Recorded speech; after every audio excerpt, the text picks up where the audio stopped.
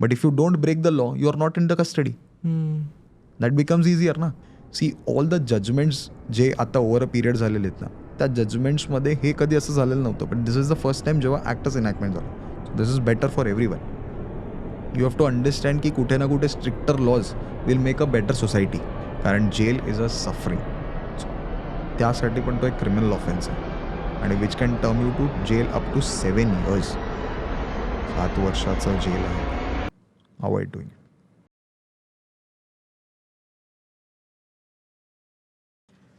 नमस्कार, मी ॲडव्होकेट गौरव पवार आणि आपण आज लीगल कट्ट्याच्या नवीन एपिसोडला सुरुवात करत आहोत. आणि आज आपल्यासोबत आहेत ॲडव्होकेट प्रथमेश घोडके, जे लीगल माइंडचे को फाउंडर आहेत आणि घोडके चेंबर्स अँड असोसिएट्सचे असोसिएट्स पार्टनर आहेत. तर नमस्कार सर. नमस्कार. जय महाराष्ट्र. जय महाराष्ट्र. सर, सर्वप्रथम तुमचे आपल्या पॉडकास्टवर स्वागत आहे आणि तुम्ही तुमच्याबद्दल एक छोटासा इंट्रो आमच्या प्रेक्षकांना दिलात तर. जय महाराष्ट्र. मी ॲडव्होकेट प्रथमेश घोडके. मी घोडके चेंबर अँड असोसिएटचा असोसिएट पार्टनर आहे. लीगल माइंड्सचा को फाउंडर आहे. मी त्यांच्या दोघांचंही क्रिमिनल डिव्हिजन बघतो. मी त्यांच्यामध्ये MPID बघतो, NDPS बघतो, पॉक्सो बघतो आणि मी काही त्यांच्या फॅमिली मॅटर्समध्ये इन्व्हॉल्व आहे. फॅमिली मॅटर्स पण रिस्ट्रिक्टेड आहेत की इंटरिम मेंटेनन्स आणि चाइल्ड कस्टडी यालाच घेऊन आय अपियर फॉर देम. त्याच्या बियॉन्ड तर माझं काही नाही. सर, तुम्ही मोस्ट ऑफ प्रॅक्टिस कुठे करता? म्हणजे जे आता नॉर्मल लोकांना माहिती आहे की एक लॉमध्ये 2च हे आहेत, जे सिव्हिल आणि क्रिमिनल. तर माझं मोस्ट प्रॅक्टिस हे क्रिमिनल कोर्ट्समध्ये. माझं क्रिमिनल बेंचच प्रॅक्टिसिंग एरिया आहे. माझं क्रिमिनल सोडून काही नाही. तर क्रिमिनलबद्दल तुम्ही आता म्हटलं तर आता नवीन मुद्दा आला आहे जो जे ॲक्ट चेंज झालेत, जे CRPC, CPC आणि IPC जे चेंज झालेत, जे नवीन कायदे आलेत त्याबद्दल जो नवीन इश्यू आहे किंवा जे नवीन लोकांबद्दल रुमर्स हे आहे की नवीन कायदा खूप हार्श आहे किंवा काय, तर त्याबद्दल तुमचं काय मत आहे? बघा, 3 न्यू ॲक्ट्स आले. जुलै 1 सुरू झाले. IPC BNS झाला, CRPC BNSS झाला, इंडियन एव्हिडन्स ॲक्ट BSA झाला. आता हे ॲक्ट्स का बनवले गेले? कारण 18th centuryचे ॲक्ट्स 21st centuryमध्ये नाही चालवता येणार. सो त्या लोकांनी डिसाईड केलं की नाही, नवीन ॲक्ट्सच आणावं. यांच्यात अमेंड नाही करता आला सेक्शन. IPCचे 511 सेक्शन्स 358 सेक्शन्सवरती घेऊन आले. यांनी सेक्शन्स डिलीट केले. सेक्शन्स डिलीट यासाठी केले कारण बऱ्याचशा गोष्टी आहेत ज्या तेव्हा गुन्हा होता पण आज तो नाही आहे. आणि दुसरी मेजर गोष्ट अशी आहे की 21st century needs new stronger laws. आज लॉज ब्रेक इव्हन करून कोर्ट्सला बरंच मॅन्युप्युलेट केलं आहे किंवा खराब म्हटलं गेलं आहे की नाही, it is not worth it किंवा लिटिगेशन स्लो आहेत. आज BNS BNSS हे अलावच नाही करून देणार. मेजर गोष्ट असं आहे की क्राईम डिटेक्शन वाढणार, कॉन्फिडन्स वाढणार, फेथ वाढणार लोकांचा की क्रिमिनल ॲक्टिव्हिटी झाली तर मी विक्टिम म्हणून आयुष्यभर नाही राहणार. कोर्टाचं बेसिक जे काम आहे की त्याला फेथ मिळून देणं, त्या न्याय मिळून देणं, त्यासाठी हे तिन्ही कायदे फॅन्टॅस्टिक आहेत. हां, नो डाऊट हे युनिटरियन ग्राउंड्सच्या अगेन्स्ट चाललेत, पण समवेअर डाऊन द लाईन या युनिटरी ग्राउंड्सला पण आपल्याला पॅरामीटर आणावं लागणार. आणि हा पॅरामीटर हे लाईन ठेवायची आहे ती ठेवली आहे का किंवा तुमच्या? येस, जी ती क्लीन लाईन ठेवायची आहे 3 लाईन, ती तिथे ॲक्च्युली आहे. फक्त हे की तुम्ही इंटरप्रिट चुकीचं करताय म्हणून तुम्हाला ते हार्श वाटतात. But if you don't break the law you are not in the custody. That becomes easier ना. तुम्ही कायदा तोडूनच व्यवहार का करताय? That is how it should be. आता तुम्ही म्हटलात की कायद्याबद्दल जे काही वक्तव्य केलं, तर त्यामध्ये जर समजा पोलिसांनी आपली FIR घेतलीच नाही किंवा FIR त्यांनी घेण्यासाठी टाळाटाळ केली, तर त्याबद्दल काही प्रोव्हिजन आहे? तुम्ही रिटर्न कंप्लेंट लिहू शकता तुमच्या लोकल पोलीस स्टेशनला. तुम्हाला ते नाही झालं, तुम्ही तुमच्या CP किंवा SP लेटर लिहू शकतात. ते नाही झालं, तुम्ही मॅजिस्ट्रेट कंप्लेंट फाईल करू शकता. तुम्ही एक गोष्ट विसरून जाताय, पोलिसांच्या अधिकारात आहेत FIR घेणं, पण जर ते नसतील घेत तर ते मॅजिस्ट्रेटनी घ्यावं. हे पण एक BNSमध्ये प्रोव्हिजन आहे. CRPCमध्ये पण सेम प्रोव्हिजन होतं. लोकं युटिलाइज करत नव्हती. लोकं पोलीस स्टेशनला जाऊन फक्त कंप्लेंट्स देण्याची कामं करत होती. पण त्यांनी फॉलोअप घेतला असतं, त्यांनी मॅजिस्ट्रेटकडे गेलं असतं, मॅजिस्ट्रेटने त्यांना डायरेक्ट केलं असतं. पोलीस मशिनरी जर कामावर लागली तर नॅचरल आहे. तुमचा गुन्हा घडलेला आहे हे तुम्हाला साहेबांना प्रूव्ह करायचं आहे, जज साहेबांना. नेसेसरी नाही आहे की पोलीस ऑफिसर सॅटिस्फाय होतोय की नाही होतोय. जज साहेब सॅटिस्फाय होत आहेत, त्यांनी डायरेक्शन दिलेलं आहे. ज्याला 156(3) CRPC होतं, आता 175(3) झालं आहे BNSSमध्ये. पण प्रोव्हिजन्स आर स्टील देअर. कुठेही तुम्हाला राईट ऑफ नाही करून टाकलं आहे. तुम्ही आजही कोर्टात जाऊन FIRची मागणी करू शकतात जर कुठला गुन्हा झाला असेल तर, जर तुम्ही विक्टिम असाल तर. आता तुमच्या बोलण्यातून जाणीव झाली की 156(3). तर 156(3) काय असतं, की त्याचा नॉर्मल लोक कसा उपयोग करतील किंवा त्याचा उपयोग काय 156(3)चा? तो जुन्या CRPCमध्ये होता. हां. 156(3)चा बेसिक क्रायटेरिया हा होता की जेव्हा 154नुसार CRPCच्या कुठला पोलीस ऑफिसर किंवा सुपरिटेंडंट ऑफ पोलीस किंवा कमिशनर ऑफ पोलीस जर कॉग्निझन्स घेत नाही आहे आणि एखादा गुन्हा घडलेला आहे, तर तो 156(3)नुसार मॅजिस्ट्रेटला रिक्वेस्ट करू शकत होता, praying FIR may be taken into cognizance, that FIR घेण्यात यावी. सेम 175मध्ये BNSSमध्ये आलं आहे. आता याच्यामध्ये पण तुम्हाला मॅजिस्ट्रेटला कन्व्हिन्स करता येतं that some cognizable offence has been happened आणि म्हणून तुम्ही कॉग्निझन्स घेण्यात यावा. त्यात सिम्पल उदाहरण मी तुम्हाला हे देईन की ललिता कुमारचं एक जजमेंट आहे. त्या जजमेंटमध्ये सुप्रीम कोर्ट स्वतः म्हणतं आहे that the courts should take cognizance if the police station is not taking. तर आता आपण जो पोलीस कस्टडीबद्दल जो एक प्रश्न आहे की आत्ताच्या पोलीस कस्टडी किती दिवसाची असते किंवा नवीन BNSSमध्ये काय आहे पोलीस कस्टडीबद्दल खूप चेंज झालेलं आहे. To be very frank, police custody very करतं. आधी पोलीस कस्टडी मॅक्सिमम 15 डेज होतं, आजही मॅक्सिमम 15 डेज आहे. पण आधी काय व्हायचं, तो मेडिकल ग्राउंड्सवरती पोलिसांच्या हातात नाही यायचा किंवा there are multiple various grounds ज्याच्यामध्ये तो पोलिसांच्या हाताला नाही यायचा. आता असं झालेलं आहे की during the course of his entire judicial custody पोलीसवाले त्यांचे 15 दिवसांची पोलीस कस्टडी ही कधीही त्या ड्युरेशनमध्ये मागू शकतात. फॉर एक्झाम्पल, एखादा जो ऑफेन्स 7 इयर्सच्या कमी आहे किंवा 10 इयर्सच्या कमी आहे, ज्याला 60 डेज ज्युडिशियल कस्टडी आहे before filing of the chargesheet, तर त्या 60 डेजमध्ये तो कधीही पोलीस ऑफिसर जर त्याला वाटलं की रिकव्हरी अँड डिस्कव्हरी काय आहे किंवा giving specific reasons to the court, तो ती 15 डेजची पोलीस कस्टडी युटिलाइज करू शकतो in parts of 3, 5 days, 7 days. याच्यासाठी पोलीस इन्व्हेस्टिगेशनला खूप हेल्प होते. अक्युज्ड कंट्रोलमध्ये राहतो आणि जो विक्टिम आहे त्या विक्टिमला कुठे ना कुठे न्याय मिळण्याचा चान्सेस वाढतो. सी ऑल द जजमेंट्स जे आता ओव्हर अ पिरियड झालेले आहेत ना, त्या जजमेंट्समध्ये हे कधी असं झालेलं नव्हतं. But this is the first time जेव्हा ॲक्टच इनॅक्टमेंट झाला. So this is better for every one. जर तुम्ही गुन्हे केले तर तुम्ही खरंच त्याला कॉम्पन्सेट करणार. आता तुम्ही सांगितलं की जजमेंट्स किंवा काही, तर जजमेंट्स आणि एखाद्या केस लॉचा किती इम्पॅक्ट होतो लॉयर्सच्या प्रॅक्टिसिंगमध्ये किंवा काय? बघा, जजमेंट्स ज्या केसेसमध्ये येतात त्याच्यामध्ये त्या जजमेंट्समध्ये त्या लॉयर्सचा आणि त्या जजेसचा की रोल असतो. ते lawyers something out of the book घेऊन येतात आणि ते प्लीड करतात आणि जजेस पण रूल बुकच्या बियॉन्ड त्यांच्या डिस्क्रिशनरी पॉवर जी त्यांना दिलेली जी पॉवर आहे त्याच्यामध्ये जाऊन ते ऑर्डर लिहितात आणि तो प्रिसिडेंट म्हणून वापरला जातो, ज्याला आपण असं म्हणू की तो एक्झाम्पल म्हणून वापरला जातो. आणि that is an important aspect in a जजेस अँड लॉयर्स लाईफ. कारण ती त्याच्या नावाने म्हणजे त्या गुन्हेगाराच्या नावाने किंवा त्या विक्टिमच्या नावाने फेमस होत नाही, ती त्या लॉयरच्या किंवा त्या जजच्या नावाने फेमस होते. So that is an important aspect. म्हणजे फॉर एक्झाम्पल की हे त्या गुन्ह्याचं एक्झाम्पल असतं की जो आधी गुन्हा घडला आहे ते जजमेंट त्याचं एक्झाम्पल असतं. येस. म्हणजे जे एक्झाम्पल आपण कोर्टमध्ये सादर करतो की बाबा या प्रोसिडिंगमध्ये असं झालेलं. येस, प्रिसिडेंट म्हणतो आपण त्याला इंग्लिशमध्ये, त्याला एक्झाम्पल असंच म्हणू शकतो आपण लेमॅन लँग्वेजमध्ये. पण हां, हे असंच आहे की तुम्ही जर एखादी गुन्हा कळाल आणि तुम्हाला त्याच्यातून बाहेर पडायचं असेल तर तुम्ही रूल आउट नाही करू शकत, कारण ऑलरेडी अशा गुन्ह्यामध्ये अशी सजा दिलेली आहे किंवा अशा गुन्ह्यामध्ये सजा नाही मिळाली आहे. युजली जजमेंट्स अँड सायटेशन्स याच्यासाठी काढले जातात कारण त्या माणसाला रिलीफ देण्यात यावी ज्युडिशियल कस्टडी किंवा त्याला कन्व्हिक्शन लागण्यापासून.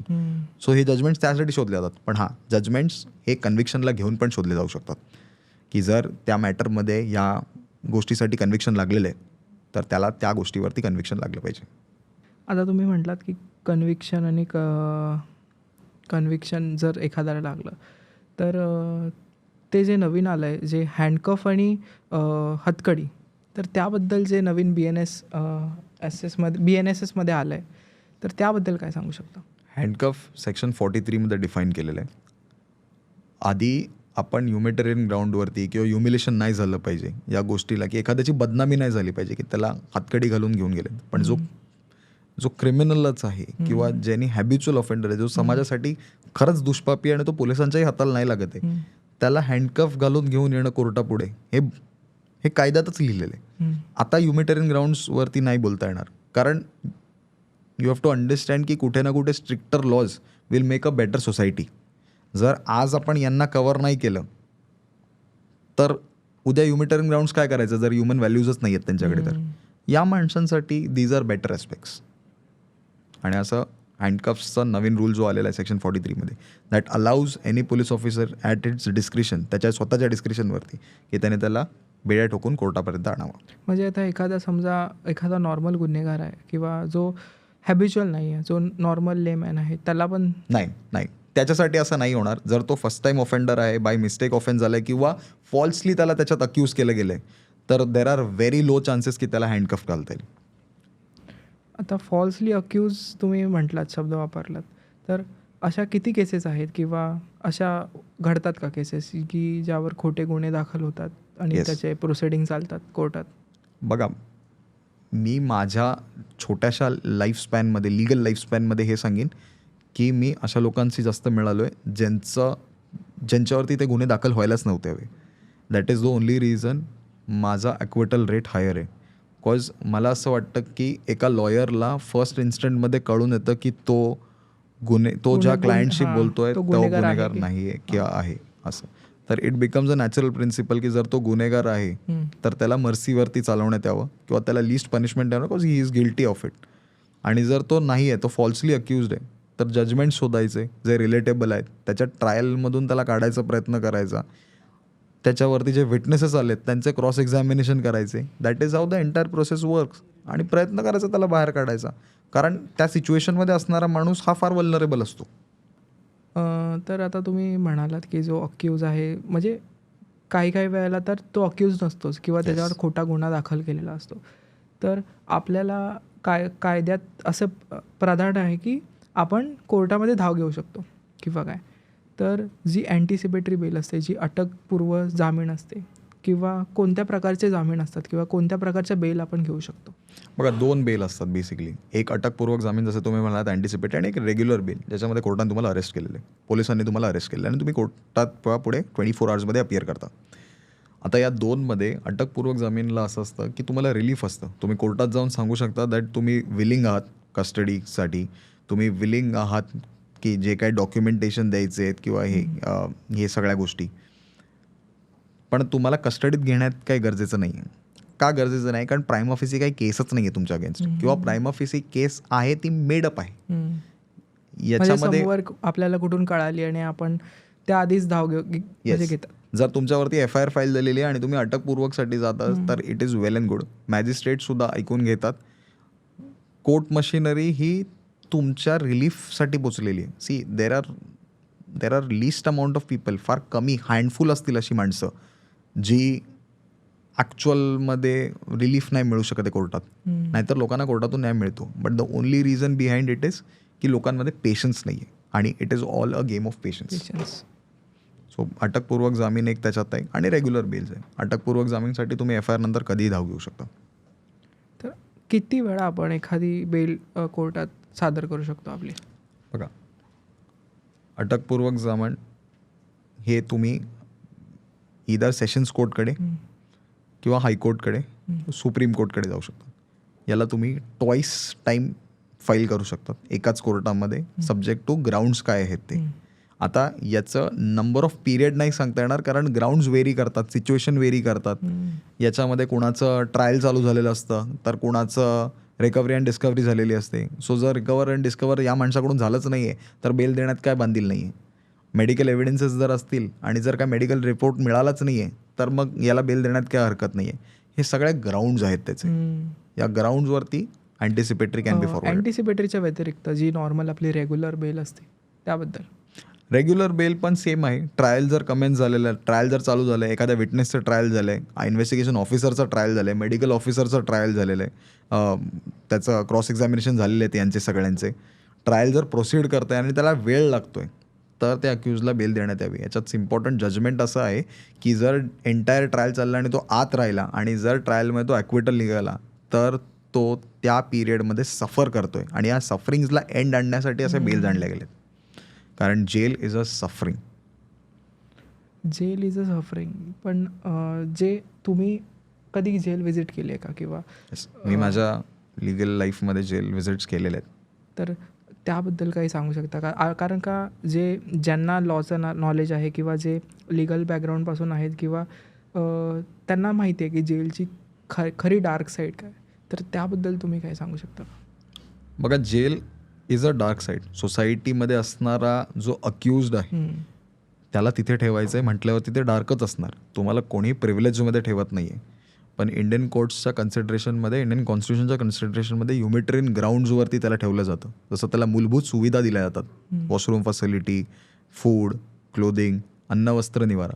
याच्या बियॉन्ड तो तुम्हाला लक्झरीत ठेवणार नाही आहेत. आणि यू हॅव टू अंडरस्टँड की माणूस जेलमध्ये का जातो, कारण तो कुठल्या तरी क्राईमसाठी अक्यूज केला गेला आहे. त्यामुळे त्याला कम्फर्ट नाही देता येणार. आणि जर आपण कम्फर्ट द्यायला लागलो तर इंडियामध्ये अशी खूप लोक आहेत जे क्राईम करून आत राहतील. तुमची आत्तापर्यंतची मोस्ट चॅलेंजिंग केस काय होती, किंवा कोणत्या प्रोसिडिंगमध्ये तुम्ही सहभागी होता जी तुम्हाला खूप मोस्ट चॅलेंजिंग वाटली? बघा, मी तुम्हाला सांगतो, every case is a challenging case. Every accused behind the bar is a challenge for me. कारण जर तो उद्या ॲक्विटल होणार आहे तर थिंग्स वुड गो साऊथ. त्याचा फेतच उडून जाईल कोर्टरूममधून. आणि मी त्याचा एकुलता एक फेत आहे, कारण मी त्याचा डिफेन्स लॉयर आहे. मी जर त्याची बाजू ऐकूनच नाही घेतली तर त्याचं कोणी नाही ऐकत आहे. कारण जज is interested to listen when the lawyer is in picture. लॉयरला माहिती प्रोसिड कसं करायचं आहे, त्याला अक्यूजला माहितीच नसतं. माझ्यासाठी every case is a challenging case. पण मी तुम्हाला स्पेसिफिक सांगतो की पॉक्सोजमध्ये, कारण त्याच्यामध्ये we talk about females who are under age, 18पेक्षा कमी, जी अडल्ट पण नाही आहे. These are very important sections. जर अक्यूज फार म्हातारा आहे, 35, 45, 55, आणि त्याच्यावरती जर असा गंभीर गुन्हा लागला आहे तर त्याच्यामध्ये बेल मिळणं फार रिस्ट्रिक्शन होऊन जातं. का? कारण सेक्शुअल इंटरकोर्स येतो, विकृती येते, आणि समाजात असणाऱ्या अशा विकृत माणसाला बेल का द्यावी याच्याबद्दल जज फार कीन होऊन जातो. आणि म्हणून चार्जशीट फाईल झाली नाही आहे किंवा एखादा ट्रायल कमेन्स नाही झाला आहे म्हणून बेल डिले होत राहते. सो असे केसेसमध्ये इट बिकम्स व्हेरी डिफिकल्ट. आणि मी म्हणून सांगेन की पॉक्सो असा गुन्हा आहे ज्याच्यामध्ये बेल मिळणं फार डिफिकल्ट आहे. आता आपण पॉक्सोबद्दल माहिती दिलीत, बट पॉक्सो काय आहे? सामान्य माणसाला तुम्ही कसं समजावाल की काय आहे पॉक्सो? पॉक्सो स्वतःच सगळं डिफाईन करतं. It says protection children from sexual offences. Enact झाला 2012मध्ये. तो जेंडर न्यूट्रल आहे. तो मुलगा किंवा मुलगी 18 वर्षाच्या कमी ज्यांच्यावरती सेक्शुअल ऑफेन्सेस होतात, मुलगा का मुलगी, दोघांवरती ज्याच्यावरती सेक्शुअल ऑफेन्स होतात, त्याचे गार्डियन एखाद्या अक्यूजवरती किंवा त्या क्राईमबद्दल FIR रजिस्टर करू शकतात. आता गार्डियनमध्ये आई आणि बाबा दोघंही येतात. एकदम थिन लाईनमध्ये बघितलं गेलं तर हा सोसायटीची ती साईड आहे जी खूप विकृत आणि विक्षिप्त आहे. कोणी इमॅजिन पण नाही करणार, पण लोक लहान मुलांबरोबर सेक्शुअल फेवर्स घेणं डिझर्व करतात. त्या आजाराला मेडिकली नाव पण दिलं गेलं आहे. त्या केसेसमध्ये असं असतं की कधीकधी जो ॲक्च्युअल कंप्लेनंट आहे तो विक्टिम नसतो. तो स्वतःच्या बोनाफाईड्ससाठी त्या अक्यूजच्या अगेन्स्ट फाईल करतो आणि तो त्याचं कार्य काढून घेतो त्या केसच्या माध्यमातून. कारण तो ऑफेन्स इतका स्ट्रॉंग आहे की the courts do not grant him bail. Bail मिळणं मुश्किल असतं. मेडिकल चेकअप्स होतात, ट्रायल्स चालतात आणि मग बेल मिळतं. या पूर्ण ड्युरेशनमध्ये तो माणूस कस्टडीमध्ये असतो आणि ही कस्टडी त्यासाठी मर्सीफुल नसती. लोक त्याला पॉक्सोचा अक्यूज्ड म्हणून ट्रीट करतात आणि that is where the entire scenario changes. म्हणून POCSO is a grievous act. जे तुम्ही म्हटलात की पॉक्सो किंवा काय, तर मग जो आत्ताची जी नवीन तरुण पिढी आहे किंवा काय आहे, तर म्हणजे जी अंडर एज आहे किंवा ज्या मुली आहेत किंवा जे नॉर्मल कॉलेजचे यंगस्टर्स आहेत, तर त्यामध्ये इतकं अवेअर आहे का? किंवा म्हणजे आता आजकालच्या मुली कशा फायदा घेतात किंवा एखाद्या ॲक्टचा, किंवा तर त्याबद्दल असं तुम्ही काही सांगू शकता का तुमच्या केस रिलेटेड? बघा, मी तुम्हाला हे सांगू शकतो की ज्या अंडर एज मुली आहेत आणि जे मुलं थोडी अडल्टहूडमध्ये आत्ताच आलेत, 18 अँड अबव, 19, 20, जे डेट करतायत किंवा ज्यांचं सेक्शुअली ॲक्टिव्ह आहेत आपल्या पार्टनरबरोबर, but the partner is less than 18 years, तर तो मुलगा सेक्शुअल ऑफेन्सेसमध्ये पॉक्सोच्या अंडर बुक होऊ शकतो. आणि त्याच्यामध्ये कन्सेंट ही कधीही मुलगी देऊ नाही शकत. आता इथे भाग असा जरी ते असतो, कन्सेंटमध्ये झालं असेल तरी. येस, कारण 18 वर्षाच्या खालची मुलगी कधीही कन्सेंट नाही देऊ शकत स्वतःच्या मर्जीमध्ये. शी नीड्स अ गार्डियन. आणि हा जो कन्सेंट कल्चर आहे, हा कन्सेंट तिथे अलाव होत नाही. You have to understand one fact, 18 वर्षाच्या खालची मुलगीला अंडरस्टँडिंग नाही आहे सेक्शुअल लाईफबद्दल किंवा ती कुणाच्या विक्टिममध्ये पडते. असा कायदा म्हणतो.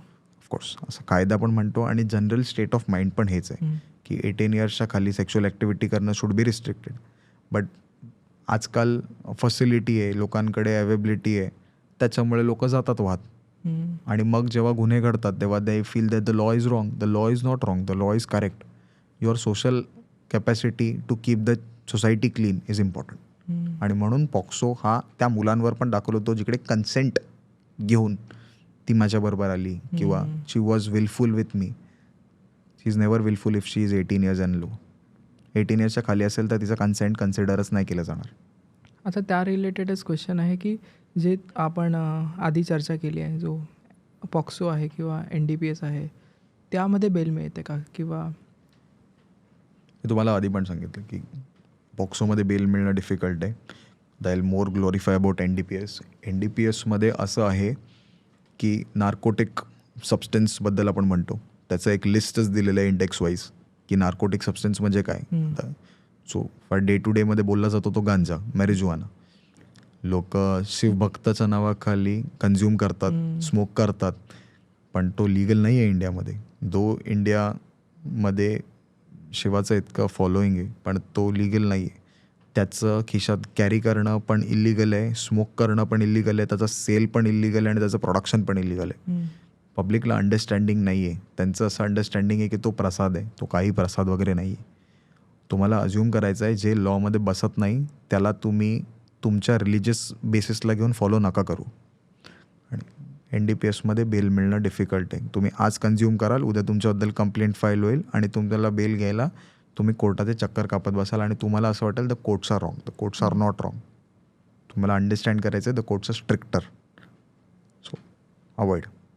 जसं NDPSबद्दल आपण म्हटलं, बट त्याची सुरुवातच मुळात हाय प्रोफाईल केसने झालेली आहे. तर त्याबद्दल काही सांगू शकता का? किंवा the infamous case of Rhea Chakraborty, correct. त्याबद्दल सुशांत सिंग राजपूतचं जे डेथ करेक्ट केलं गेलं त्याच्यामध्ये बेल, रिया चक्रवर्ती एक जजमेंट आहे. जसं मी तुम्हाला आधी पण सांगितलं होतं की काही जजमेंट्स असतात जे तो लॉयर आणि ते जजेसचं एक सुंदर रूप असतं, तुम्ही असं बघाल, जे अलाव करतं तशा केसेसमध्ये आन्सर करायला कोर्ट्सला, जे हेल्प करतं. तर रिया चक्रवर्तीचा सिमिलर केस आहे जे 37. काय झालं होतं रिया चक्रवर्तीमध्ये? रिया चक्रवर्ती अक्यूज्ड होती NDPSच्या मॅटरमध्ये. तिने ते ड्रग्ज आणले किंवा ते ड्रग्ज कन्झ्युम करायला लावले किंवा तिने ते ड्रग्ज ट्रॅफिक केले असं त्यांचं अक्युजेशन होतं. बट ओव्हर अ पिरियड तिला ॲक्विटल मिळालं. She was a victim of the entire process. आता ती एक सेलिब्रिटी होती म्हणून ते आपल्या सगळ्यांना कळालं, बट जर ती सेलिब्रिटी नसते तर प्रॉब्ली एवढ्या लोकांना कळालं नसतं. आता त्या जजमेंटमध्ये क्लिअर कट म्हटलं गेलं आहे तर बेल रिस्ट्रिक्ट करण्यात यावी NDPSमध्ये जर त्याच्यामध्ये तुम्हाला gram wise, weight wise valuable, weight wise जर जास्त व्हॅल्यू असेल तर the bail should be restricted. म्हणजे आपण असं म्हणू शकतो का की वेट वाईज तुमची पनिशमेंट वाढणार? किंवा येस, वेट वाईज तुमचं पनिशमेंट पण वाढतं, तुमचं ग्रॅव्हिटी पण वाढतं. कारण जर तुम्ही जास्त वेट, जास्त किलोमध्ये घेऊन फिरता एखादा NDPS product, that means you are about to sell, you are about to give someone. आणि कन्झ्युमेबल क्वांटिटी काय असते? कन्झ्युमेबल क्वांटिटी याला पण पॅरामीटर्स दिलेले आहेत शेड्यूलमध्ये. हा डिफरंट पॅरामीटर्सच्या बेसवरती येतो, पण त्या शब्दातच ते लिहिलेलं आहे की कन्झ्युमेबल क्वांटिटी म्हणजे तो स्वतःसाठी घेऊन फिरणारा माणूस आहे, तर ती कन्झ्युमेबल क्वांटिटी आहे. त्याच्यामध्ये बेलचं प्रोव्हिजन, रिस्ट्रिक्शन्स इतकं नाही आहे, but still you go under rigorous hardship की तुम्ही ते कुठून ऑप्ट आउट केलं ड्रग आणि तुम्ही ते ड्रग कधीपासून कन्झ्युम करतात आणि how addict are you. So त्यासाठी पण तो एक क्रिमिनल ऑफेन्स आहे आणि which can term you to jail up to 7 years. 7 वर्षाचं जेल आहे. Avoid doing. तर आता तुम्ही म्हटलात की रिया चक्रवर्तीची हाय प्रोफाईल केस होती, तर अशा कोणत्या हाय प्रोफाईल केस तुम्ही हाताळल्या आहेत का? किंवा त्यामध्ये तुम्ही तुमचा अपिअरन्स दिला आहे का? बघा, एव्हरी डे लाईफमध्ये काही ना काहीतरी हाय प्रोफाईल केसेस येत राहतात. असं नाही आहे की we do not deal with such situations. We can not talk about here, कारण त्या केसेस आजही पेंडिंग आहेत. But we can surely tell you one thing की हाय प्रोफाईल केसेसमध्ये मीडिया अटेन्शन असतं, गॉसिप क्रिएट जास्त होतं आणि डे टू डे डील करणं, एका लॉयरच्या थ्रूने इन्व्हेस्टिगेट करणं, इट बिकम्स व्हेरी डिफिकल्ट. कारण लोक गॉसिप घेऊन येतात. Everyone wants to be the hero. सगळ्यांना ती लाईमलाईट हवी असती. आजकाल फोन आणि याच्यातून रेकॉर्ड होतं. So it becomes very difficult from a lawyer's perspective to justify की तो माणूस ॲक्च्युअल विक्टिम नाही आहे. जे आजकाल BNSमध्ये आलं आहे रेप आणि प्रॉमिसरी, तर त्याबद्दल तुम्ही काय सांगू शकता? रेप आणि प्रॉमिस टू मॅरी या 2 वेगळ्या गोष्टी करून टाकल्या. IPCमध्ये आधी 376 सेक्शन होतं, ज्याच्यामध्ये पनिशमेंट होती for rape or promise to marry करून सेक्शुअली तिला इंटरकोर्स करणार.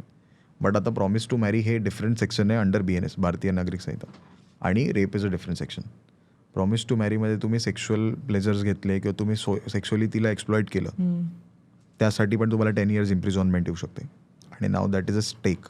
So if you are thinking that तुला सेक्शुअल प्लेजर मिळत आहेत किंवा तुला काय मिळतं आहे just by promising someone that you will get married tomorrow, it's not that going to be easy. I tell you, western कल्चरमध्ये जे आहे की ऑन अँड ऑफ रिलेशन ठेवणं हे अवॉइड करण्यासाठी हा ॲक्ट आलेला आहे. आणि this act has clearly emphasises की how we are going to deal with this. आत्ता लिव्ह इन रिलेशनशिप्सला आपण जेवढं सहकार्य करतो आहे ॲडॉप्टिंग द वेस्टर्न कल्चर, तितकंच प्रॉमिस टू मॅरीला पण आपण विचार केला गेला पाहिजे. If you promise someone and get sexually attracted to her आणि नंतर तुम्ही तिला सोडून दिलं, तर she can file a case against you because you have promise to मॅरी her. And that can be under any obligation, that can be through a chat. आजकाल तर टेक्नॉलॉजीचा वापर चालतो, आपण व्हॉट्सॲप वापरतो, आपण टेलिग्राम वापरतो. म्हणजे तिला फक्त एखादा एव्हिडन्स द्यावा लागतो की बाबा याने माझ्यासोबत प्रॉमिस केलं होतं असं. Yes, if she is passing an evidence that there was a promise to marry and that is the only reason she went with him on a sexual consenting base, that becomes a promise to rape. आजकालचे जजेस हे म्हणजे तुम्ही आता रोज court प्रोसिडिंगला सामोरे जात आहे, रोज कोर्टात जात आहे, तर जजेसचा रेट काय असतो? ॲक्विटलकडे जास्त कल असतो का कन्व्हिक्शनकडे जास्त कल असतो? See, I'll tell you one thing. कधीही जजेसचा कल नसतो. जजेसचा कल असतो टू डिलिव्हर जस्टिस. जर तो कन्व्हिक्शन साईडने विचार करेल तर ॲक्च्युअल विक्टिमवरती खूप अन्याय होऊन जाईल. माझं प्रामाणिक मत आहे की इंडियामध्ये रेट ऑफ कन्व्हिक्शन इज लेस. का? कारण केसेस प्रूव्ह करणं डिफिकल्ट आहे. दुसरी गोष्ट, IPC, CRPC, जसं मी आधी सांगितलं, इंडियन एव्हिडन्स ॲक्ट, हे फार जुने कायदे होते. यांच्यामध्ये बऱ्याचशा लूपहोल्स काढल्या गेल्या आणि यांच्या लूपहोल्सला युटिलाइज करून स्वतःची पोळी भाजली गेली. प्रॉबेबली असं होणार नाही पुढे, बट हां, तुम्ही जर हे बघाल तर जजेस are never favouring conviction or acquittal. They are here to deliver justice. But somewhere down the line कन्व्हिक्शनचा रेट फार पुअर आहे.